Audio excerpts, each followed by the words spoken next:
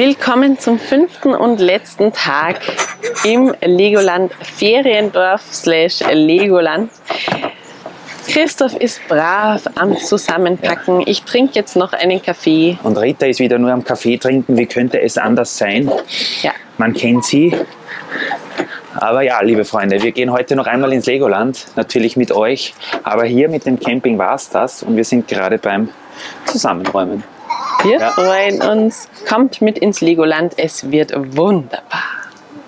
Ich trinke noch meinen Kaffee fertig und dann geht's ab. Es ist immer dasselbe mit dieser Frau. 2 hours later.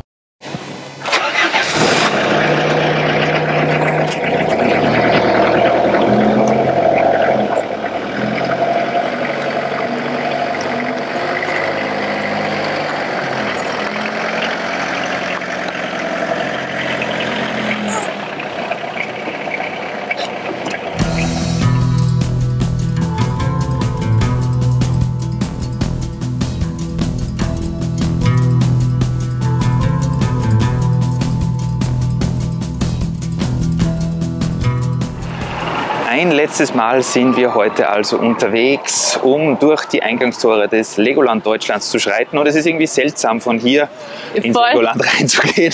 Aber sehr schöner Eingang. Also genau, wir haben ja jetzt immer hinten den Feriendorf-Eingang benutzt, sind hier vorne beim Schild nur von der Hinterseite gewesen, aber jetzt ist es endlich soweit. Ja. Wir haben unser Wohnmobil jetzt am Wohnmobilstellplatz geparkt und sind am Weg in den Hauptbereich des Legolands. Sieht nach einem sehr geschäftigen Tag aus heute wieder. Oh ja. Also, voilà, die Kamera-Gimbal war nicht richtig aktiviert.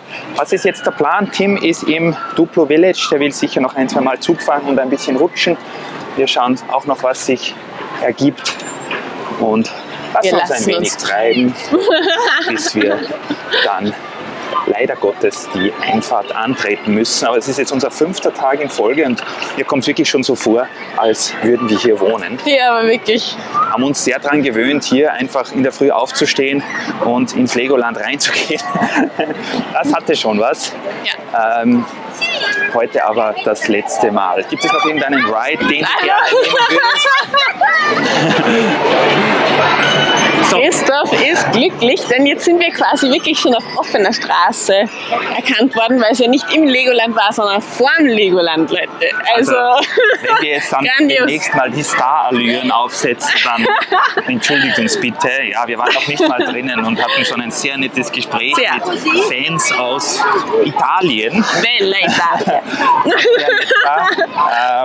Und wir suchen jetzt mal Tim und seine Oma, die offenbar irgendwo im Duplo Village umhergeistern. Wie könnte es anders sein? Ja. Heute sieht es wirklich nach einem sehr schönen, geschäftigen Tag aus. Ich glaube, ich habe dich zuerst gefragt und dann die Kamera ausgemacht, ob du noch mit irgendeiner Fahrt mitfahren möchtest. Ja, eigentlich gern nochmal mit der Dschungelexpedition, aber wir werden sehen, wie die Wartezeiten sind. Mal schauen. Richtig, die Wartezeit dort war jetzt so meistens etwa laut Angabe 40 Minuten, wobei das eigentlich leider nie gestimmt hat. 40 Minuten wartet man schon, wenn man viel weiter vorne steht. Aber gut, wir werden die Kamera wieder einschalten, wenn es was Interessantes für euch gibt. Zum Beispiel jetzt. Vielleicht auch eine Zugfahrt. Oh ja, das wäre schön. Ja. Das wunderbare Miniland, wo natürlich auch immer einiges los ist in den Morgenstunden. Wir haben auch schon gehört, es gibt Leute, die kommen hier nur fürs Miniland ins Legoland. Ich verstehe es. Weil sie den ganzen Tag hier herumgehen und immer wieder was Neues finden. Und wir können das auf jeden Fall verstehen. Definitiv. Haben auch einige Zeit hier verbracht. Oh, der Drache ist da drüben. Oh, ich sehe ihn nicht. Da. Ach so, dort ganz drüben. Ich weiß gar nicht, ob ihr den auf der Kamera erkennen könnt. Dort ist dieses Legoland-Maskottchen oder eigentlich ursprünglich auch Lego-Maskottchen, glaube ich, mit dem man sich fotografieren lassen kann. Willst du hingehen, Rita? Natürlich. Wir schauen mal. Kleine Planänderung, Leute. Wir haben Ritas Sohn Tim und seine Oma im Miniland gefunden, ziemlich in der Nähe vom Dino. Rita, Tim und der Dino wollten dann ein herzzerreißendes, wirklich super tolles Foto machen. Und genau in dem Moment ist Tim von einer Wespe gestochen worden. Jetzt war natürlich seine erste Begegnung mit dem Drachen nicht besonders erfreulich. Wir sind jetzt da hinter uns, wenn ihr dort beim Aussichtsturm, wo die Toiletten sind, weitergeht, ist eine Erste-Hilfestelle.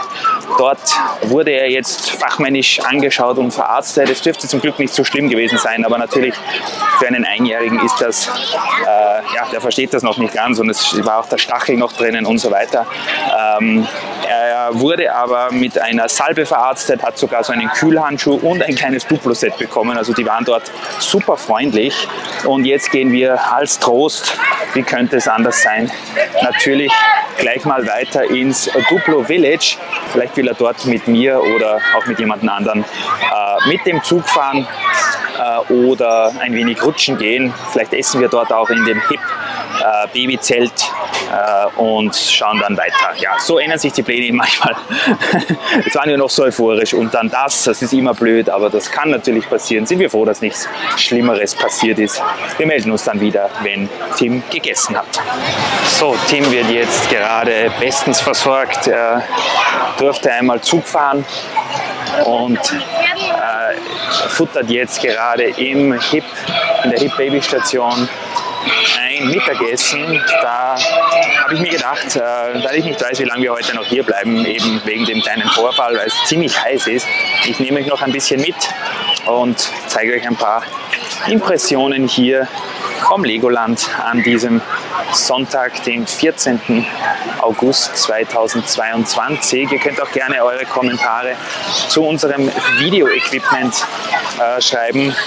Wir haben jetzt hier, bis auf das ich ein-, zweimal vergessen habe, den Gimbal zu entsperren oder einen der 3 Motoren zu entsperren, haben wir eigentlich alles mit dem neuen Kameraequipment gefilmt. Das heißt Wireless Go 2 von Rode als Mikrofon und genauso die Geschichte mit dem Crane M3 Gimbal. Soweit ich das gesehen habe, ist die Bildqualität schon und auch die Tonqualität hoffentlich um einiges besser als noch in den vergangenen Videos. Ihr könnt aber natürlich gerne schreiben, wenn irgendwas noch nicht so passt, weil wir ja auch erst am Lernen sind. Schauen wir dann noch hinauf zu den Ägyptern. Dort sind wir zwar jedes Mal hineingekommen in den Park, aber ich habe von hier noch relativ wenig gefilmt. Wir machen einfach noch eine kleine Tour hier und dann schaue ich mal zurück zu den anderen, was so los ist. Hier bei der Tempelexpedition 5 Minuten Wartezeit, hier könnte man sogar direkt reingehen, aber alleine fahre ich jetzt nicht, auch wenn es sehr verlockend ist. Also da kommt man sicher schnell dran, denn wenn die Leute schon mal bis hineingehen, dann sind sie meistens gleich dran oder es ist überhaupt ein Walk-on.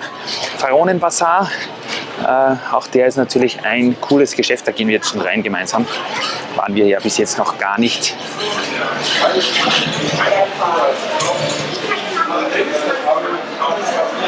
Da es leider keine Ägypter-Sets mehr von Lego gibt, haben die hier alles Mögliche.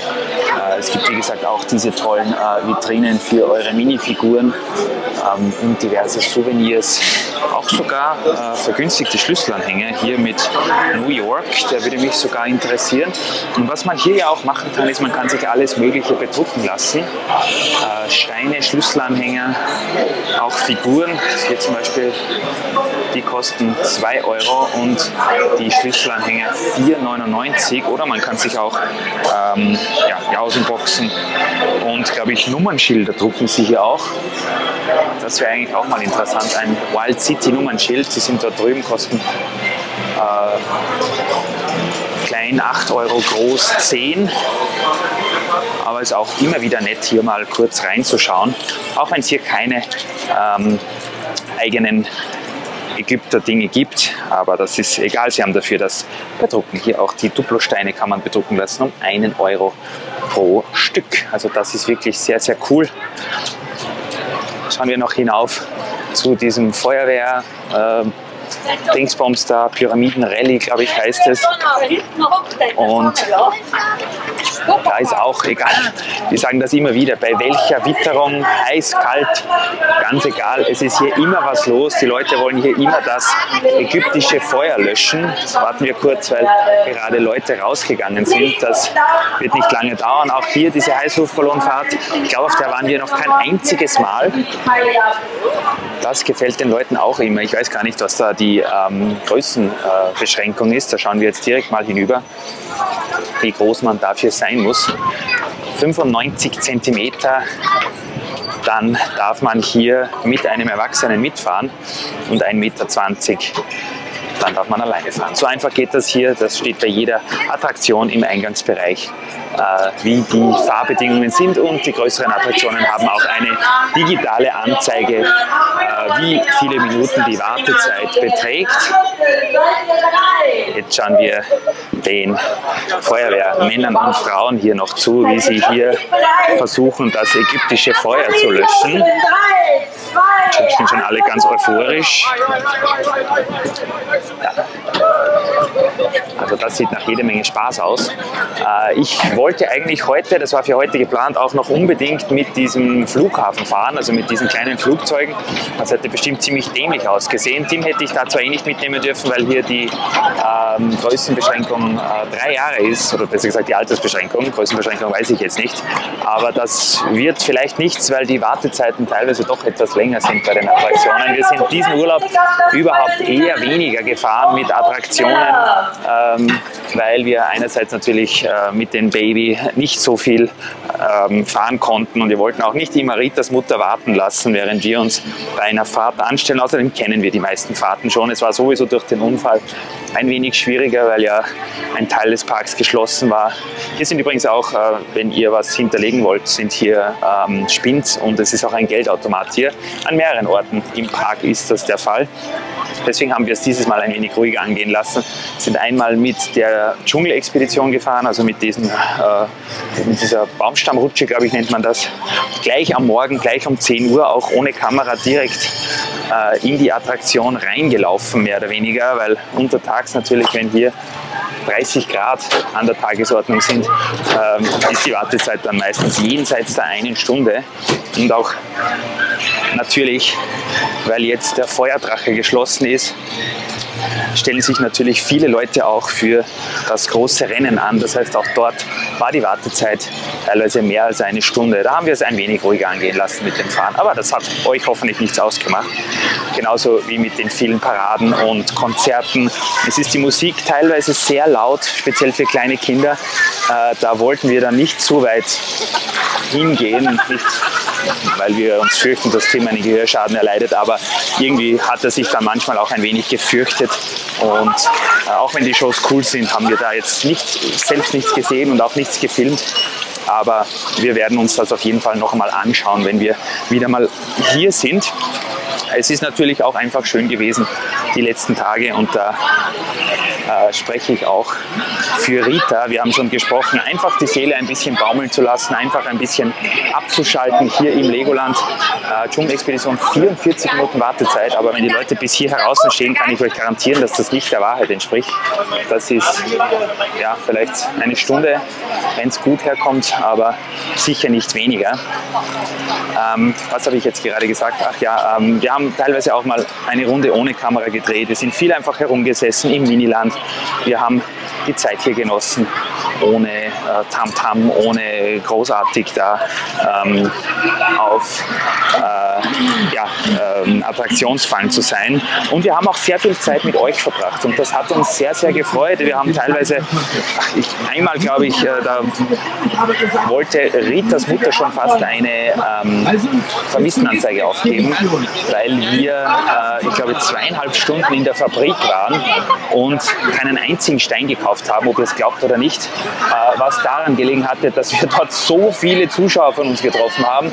Das war echt unglaublich. Wir sind da reingegangen und wurden schon angesprochen und haben dann natürlich, wenn wir Zeit haben, machen wir das auch gerne, ein bisschen geplaudert, ein bisschen mit euch geredet, und da haben wir wieder ganz tolle Sachen erfahren, ganz nette Leute kennengelernt. Das freut uns dann immer sehr, und so sind teilweise auch einfach Stunden hier vergangen im Legoland, und das haben wir wirklich sehr genossen. Also ich kann es nochmal betonen, ihr oder diejenigen, die mit uns geredet haben hier im Legoland, ihr habt unseren Besuch hier auch zu etwas ganz Besonderem gemacht, denn das ist nicht selbstverständlich, dass man so nette Gespräche hat und so viel Lob und so viele liebe, nette Worte hier gesagt bekommt. Also das war schon wirklich sehr nett und hat uns sehr gut getan und hat, ihr wisst, es ist mit einem Kind, Rita arbeitet auch, wir haben jede Menge andere Sachen noch zu tun. Da ist es manchmal schon natürlich sehr anstrengend, am Abend, wenn man todmüde ist, um 1 in der Früh dann noch ein Video zu schneiden, damit es am nächsten Tag in der Früh in den Upload kann. Aber wenn so nette Leute unterwegs sind und unsere Videos schauen, wie ihr das seid, dann ist alles wieder gut, und wir haben hier wirklich eigentlich nur positive Erfahrungen gemacht, sowohl mit den lieben Zusehern, die uns angesprochen haben, mit denen wir Fotos machen durften. Wir durften ja sogar die Schafe fotografieren, und auch die Mitarbeiter waren hier super nett. Die wussten natürlich nicht, dass wir Videos für YouTube machen, oder vielleicht haben sie uns mal gesehen mit der Kamera, aber auch wenn wir am Abend ohne Kamera unterwegs waren, haben uns sie immer angesprochen und waren wirklich sehr nett zu uns. Schauen wir noch kurz zu den Piraten, dann mache ich hier mal einen kurzen Cut. Danke auf jeden Fall auch für eure lieben Kommentare unter den Videos. Echt der absolute Wahnsinn. Wir haben jetzt versucht, jeden Tag ein Video zu bringen, was leider nicht funktioniert hat, weil der Upload am Campingplatz so schwach war und weil wir unser mobiles Datenvolumen schon aufgebraucht hatten. Aber die Videos werden jetzt der Reihe nach noch kommen. Wir haben auch noch 2 Spezialvideos für euch vorbereitet. Einerseits gibt es noch eine große Tour zum Feriendorf. Die sind heute auch auf Pause, spielen momentan nicht, wahrscheinlich erst wieder, wenn ich weggehe. Also ein großer Rundgang am Feriendorf-Areal steht noch am Programm, und wir haben noch eine kleine Roomtour gemacht, weil viele von euch geschrieben haben, Campen und Rita, das kann man sich nicht vorstellen.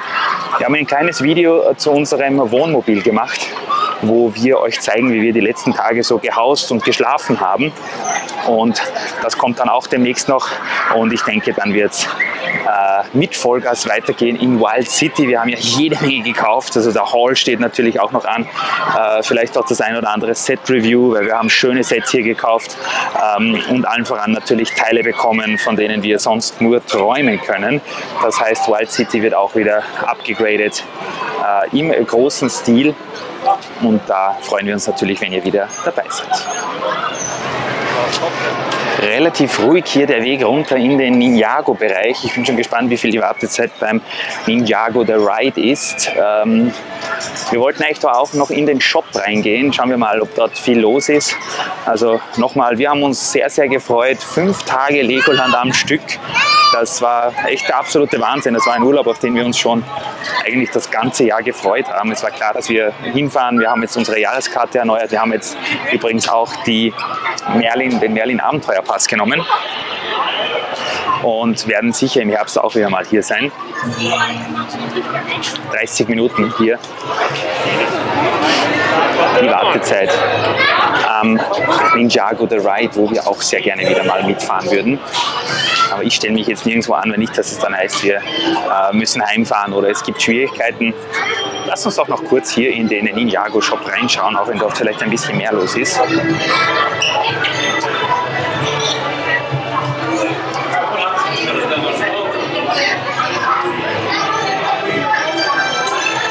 Hier gibt es natürlich alle Sets der beliebten Serie.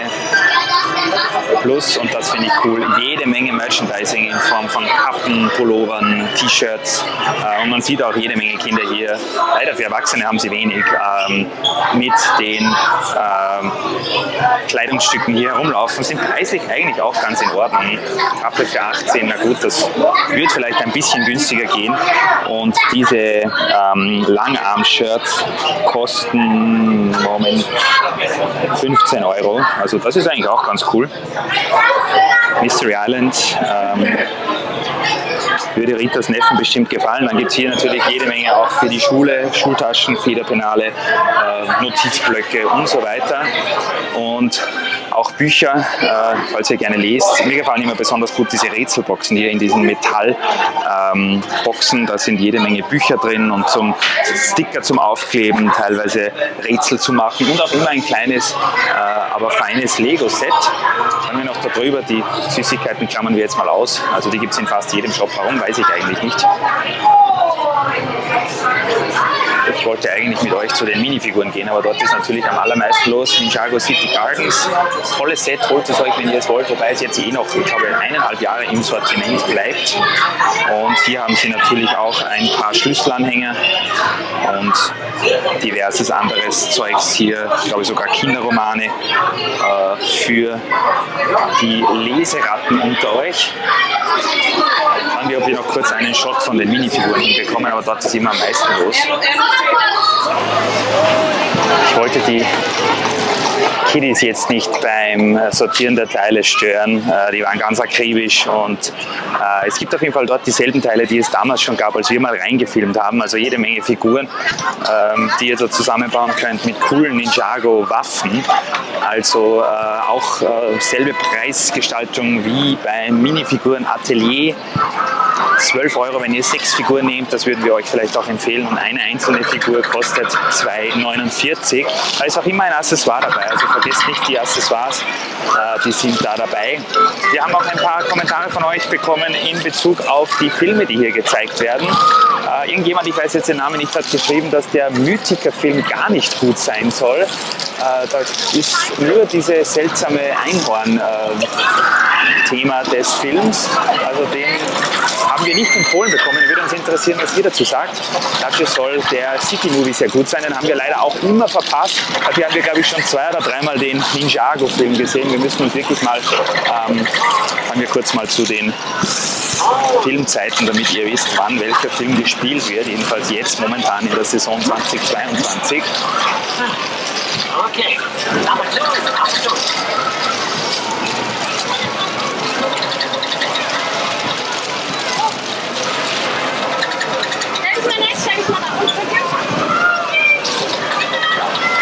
Entschuldigung. Also die meisten Filme werden hier 2- bis 3-mal pro Tag gespielt. Man muss halt natürlich immer da sein, wenn der gewünschte Film gerade ansteht und dann vielleicht auch eine Viertelstunde oder ein paar Minuten früher. Und wir haben es auf jeden Fall hier immer geschafft, beim Ninjago Movie da zu sein. Und für Tim ist der Film sowieso noch nichts oder das Kino, weil das ja so ein 3D-Kino ist. Er würde sich wahrscheinlich fürchten, aber vielleicht das nächste Mal. Das große Rennen, auch eine Bahn, die hier sehr beliebt ist, fährt auch seit Eröffnung des Legolandes hier, 20 Jahre. Und auf den nächsten Wagen warten wir hier noch.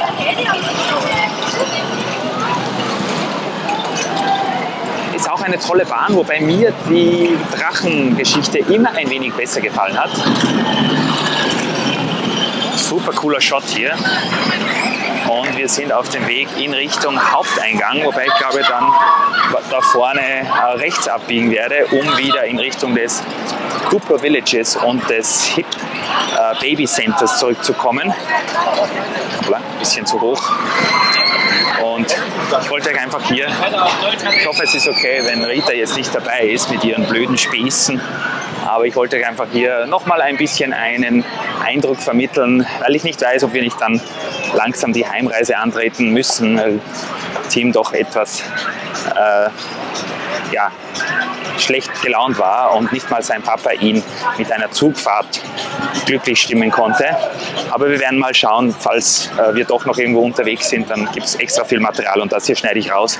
Aber falls nicht, dann habt ihr wenigstens noch mal einen kleinen Rundgang. Also wir haben uns, wie gesagt, hier dieses Mal den Mernil Abenteuerpass genommen. Die linke Karte kostet etwa 100 Euro, ein bisschen mehr, glaube ich. Dafür hat man 16 Attraktionen in Deutschland inklusive.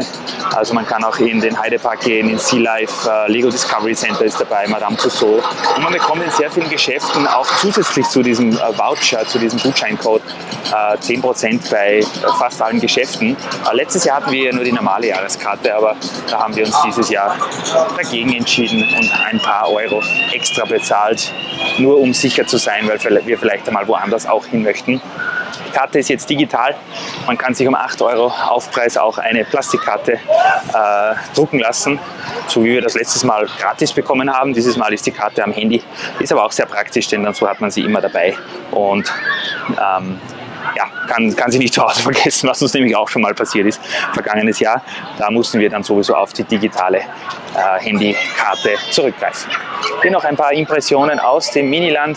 Hier ist es immer etwas ruhiger, hier spielt keine Musik, hier ist der Trubel weniger. Alle Leute schauen immer ganz gebannt auf die wunderbaren Aufbauten und ihr habt uns ja schon wieder geschrieben, dass zum Beispiel die Information zu diesem Stein, der nur hier bei der Allianz Arena verbaut wurde, dass der auf dem Schild steht, das ist natürlich wahr. Also es sind wirklich ein paar sehr, sehr informierte und schlaue Füchse unter euch, was uns sehr, sehr freut. Wir hatten noch gar nicht die Zeit, wir haben jetzt das Schild mal selbst gelesen, wir hatten noch gar nicht die Zeit, alle diese Infoschilder zu lesen. Hier sind wir zum Beispiel in Luzern in der Schweiz, Grüße gehen raus. Und auch wenn ich schon ein paar Mal gesagt habe, dass mir dieser Gartenbahn-Flair mit den echten Blumen und hier mit dem geklebten Kies und auch dem Nicht-Minifiguren-Standard hier nicht ganz so gut gefällt, wie es sein könnte. Aber wir verstehen natürlich, dass das ein Wahnsinn wäre, diese Stadt hier in Minifiguren-Maßstab zu bauen. Und es ist einfach trotzdem toll hier mit dem Wasser und der ganzen motorisierten, automatisierten Geschichte. Hier fahren ja wirklich Züge, Boote, Lastwagen, Züge natürlich auch. Und das ist immer wieder sehr, sehr schön anzuschauen. Wir machen uns jetzt auf den Weg nach hinten.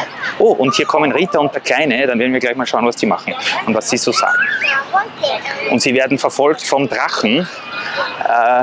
Vielleicht haben wir jetzt noch mal die Chance, eine zweite Runde einzulegen.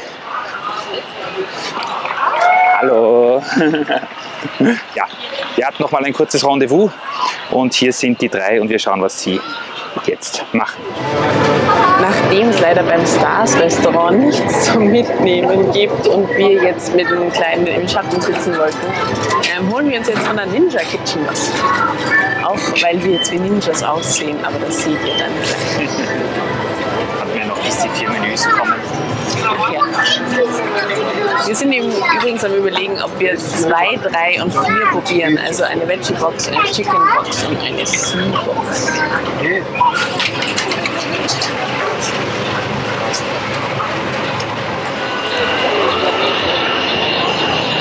Ich mache nur einen kleinen Bissen, denn ich wollte Christoph als erster kosten.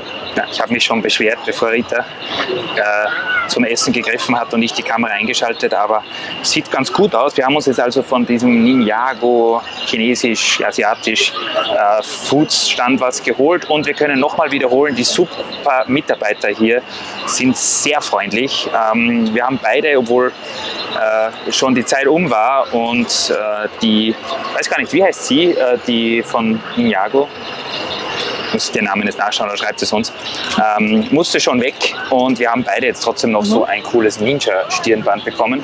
Sieht zwar bei Rita besser aus als bei mir im Moment, aber so wird jetzt gegessen, ganz stilvoll und echt Ninjago-mäßig. Diese Frauen sind wirklich unbelehrbar und machen einfach genau das Gegenteil, als was ich ihnen empfehlen würde. Ihr seht Rita und ihre Mutter im Piratenkampf. Ich glaube, Ritas Mikrofon ist ausgeschaltet. Sie hat es aber trotzdem umgehängt. Also wir werden hier gleich wieder eine nasse Rita und ein nasses Mikrofon zu Gesicht bekommen. Ja, es hat jetzt wieder gut über 30 Grad. Wir haben gut gespeist. Rita hat natürlich viel Kraft getankt und ist jetzt so weit, dass sie wieder hier fahren will. Mir gefällt diese Bahn auch, aber ich habe gesagt, ich passe lieber auf Tim auf.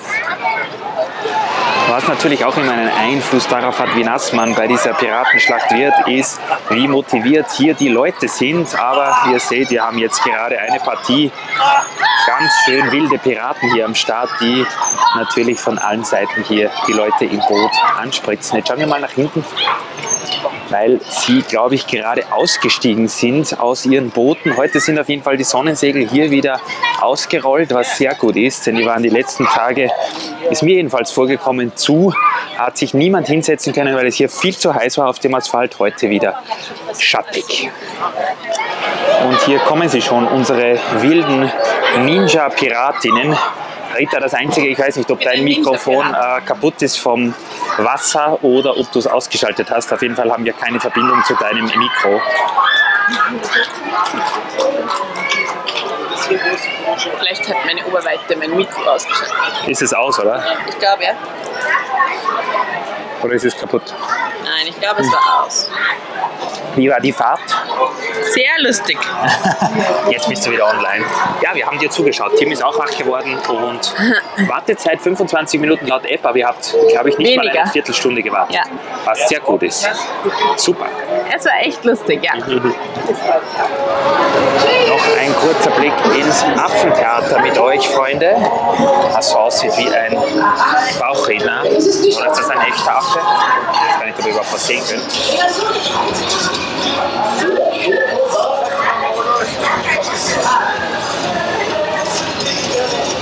Wo noch ein paar Fotos gemacht werden für die Familie. Das ist unser kleiner Baumeister in ein paar Jahren, der hat auch immer die Handpuppen so gern. Also den seht ihr dann bald hier. Ich glaube, die Show ist schon vorbei, oder? Die Ja. haben wir jetzt wieder verpasst. Also leider bekommt ihr wieder keinen Einblick Da von haben dort. wir ein Talent dafür. Ja. Egal, wo wir hinkommen, die Show ist vorbei. Dann gehen wir mal weiter. Danke. Christoph wollte ja Pilot werden eigentlich, von dem her eigentlich ist sehr interessant, dass er jetzt endlich mal fliegen kann. Ja, wir lösen ja jetzt unsere Wettschuld ein. Ich weiß zwar gar nicht mehr, was wir da gewettet haben, aber irgendwann gab es mal was in einem vergangenen Legoland-Video, wo es geheißen hat, wenn das und das passiert, dann fliege ich hier mit dem Flugzeug. Ich glaube aber, dass die Wettgeschichte eigentlich war, dass Rita dafür mit mir mit dem Powerbuilder fahren muss. Das machen wir dann natürlich noch. So gut.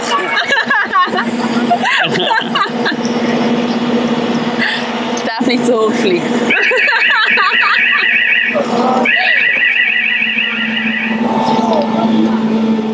Es geht schon voran. Der Jimmy sieht.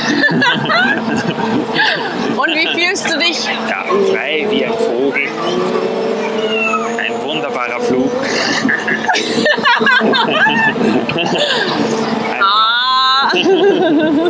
Das ist wirklich ein Traum. Wunderbar. Die ganzen Kinder schauen uns so ein bisschen komisch an, weil wir die einzigen Erwachsenen hier an Bord sind, jedenfalls die einzigen Erwachsenen, die hier alleine fliegen. Aber lustiger als gedacht. Sehr cool, auch mit dem Ja, Steuerknüppel.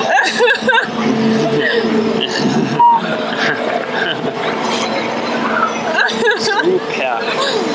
Jo. Aber leider schnell wieder vorbei.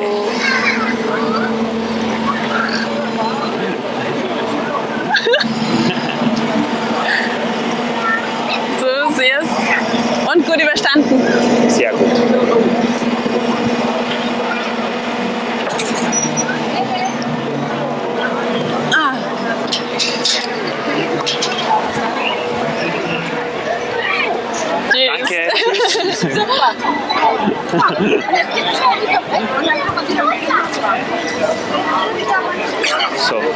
leichter Schwindel.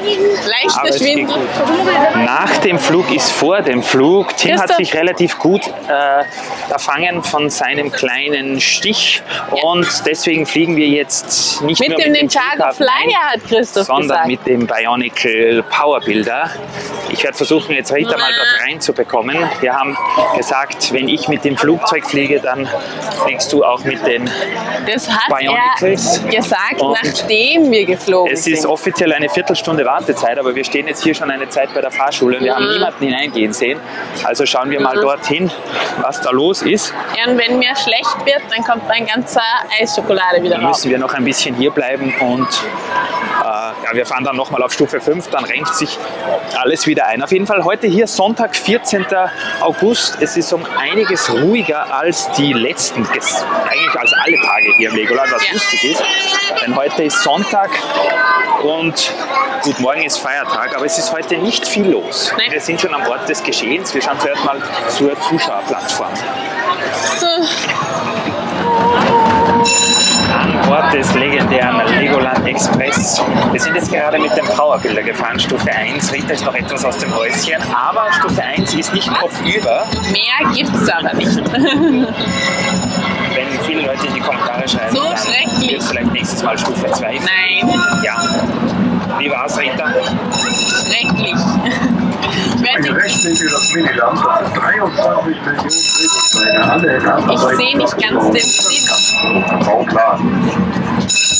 Normalerweise ist Modell von der Allianz-Bewegung befindet seit wann wird da was durchgesagt? Jeder einzelne davon wurde, als das Modell aufgestellt wurde, von einem Gast zusammengebaut. Normalerweise denke ich mir, wenn da wenigstens was Schönes zum Ansehen ist, auch noch so wie, ihr wisst bei welcher Achterbahn, dann hat das ja noch einen Sinn, aber nur da durchgeschleudert zu werden, ich weiß. Na gut, ein Versuch war es wert. Aber wir machen jetzt noch eine schöne Abschlussfahrt durch das Legoland mit dem wunderbarsten Zug aller Züge. Ganz richtig. Heute sind bei den Attraktionen noch einiges weniger Leute, also man wartet immer nur ein paar Minuten und das ist sehr, sehr gut. Und es fahren mehr Züge heute. Also nicht nur einer, sondern sicher 2 oder 3. Nein, 2 glaube ich. Ich weiß es nicht, aber entweder fährt er um einiges schneller oder mehr. Nein, also, er wäre nicht schneller.